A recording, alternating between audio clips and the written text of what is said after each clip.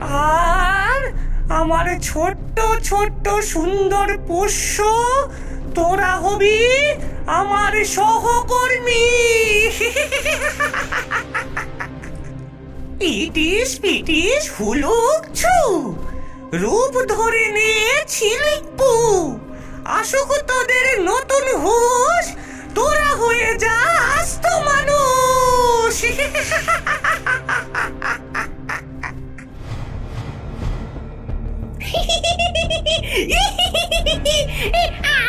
আমায় কত সুন্দর দেখতে। না না, আমায় বেশি সুন্দর দেখতে। দেখ দেখ, এই না, আমি একমাত্র সুন্দরী।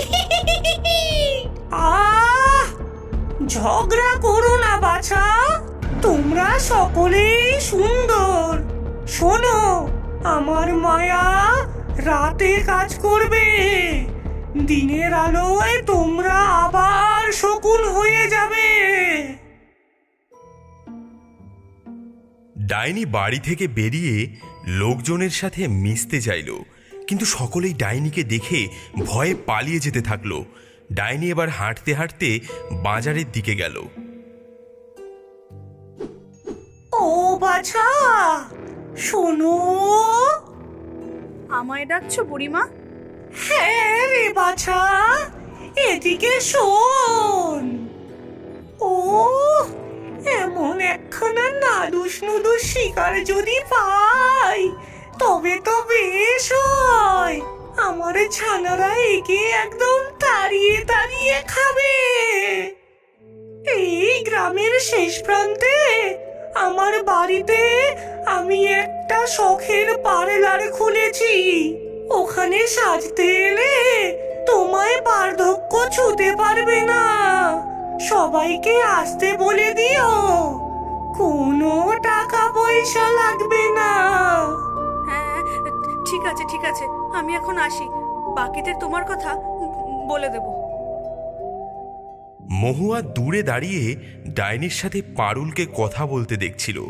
ডাইনি চলে যেতেই মহুয়া পারুলের দিকে এগিয়ে এলো। ওই বুড়িটা কি বলছিল রে? ওই বুড়িটা একটা নতুন বিনা পয়সায় পার্লার খুলেছে, তাই সবাইকে বলেছে ওখানে সাজতে যাবার জন্য। ওর কাছে সাজলে নাকি কাউকে বার্ধক্য ছুতেই পারবে না। হ্যাঁ, তবে তো একদিন গিয়ে দেখতে হচ্ছে। হ্যাঁ, খবরদার না, তুই কি পাগল হয়েছিস? জানিস না গ্রামের সবাই ওকে ডাইনি বলে। ও যদি তোর কোনো ক্ষতি করে দেয়? আরে না, কিচ্ছু হবে না, বিনামূল্যে সাজাবে যখন, তখন একদিন যেতে ক্ষতি কি? বিনামূল্যে সাজানোর প্রস্তাবটা একটা টোপ। বুড়িটা জানে ও কাউকে ওর বাড়িতে যেতে বললে এমনি এমনি কেউ যাবে না, তাই সবাইকে এই টোপটাই দিল। তুই কিন্তু ভুলেও ওখানে যাবার কথা মাথায় আনিস না। দূর থেকে পার্লারটা তো একবার দেখতে যেতে পারি। আজ রাতে লুকিয়ে লুকিয়ে বাইরে থেকে ওর পার্লারটা দেখে আসবো। খুব বিপদে পড়বি, এসব করিস না।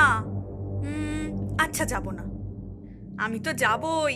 গিয়ে ওই বুড়ির থেকে সব কিছু জেনে নিয়ে একেবারে চির যুবতী হয়ে থাকবো। আমায় যত হিংসে, তার জন্যই যেতে বারণ করছে। ওরে যা রে যা, বাইরে গিয়ে দেখ কেউ আসছে কিনা। যাই যাই যাই। এই কে রে? আমি এমনি এদিক দিয়ে যাচ্ছিলাম, হঠাৎ দেখলাম একটা পার্লার, তাই দাঁড়িয়ে পড়েছিলাম। হ্যাঁ, সাজবে নাকি আমাদের কাছে? তুমি কে? এটা তো ডাইনির বাড়ি। বালাই ষাট, ডাইনি কেন হতে যাবে? আমাদের বুড়িমার একটু বয়স হয়ে গেছে কিনা, তাই সকলে অমন ভয় পায়। তবে আমাদের বুড়িমা খুব ভালো। আমাদের বুড়িমার হাতে জাদু আছে, যেই উনার কাছে সাজতে বসে সে একেবারে চিরযুবতী হয়ে যায়, তার কোনো বার্ধক্য আসে না। এই এই এই আমাকেই দেখে নাও না, আমায় এত সুন্দর করে তো বুড়িমাই সাজিয়ে দিয়েছেন।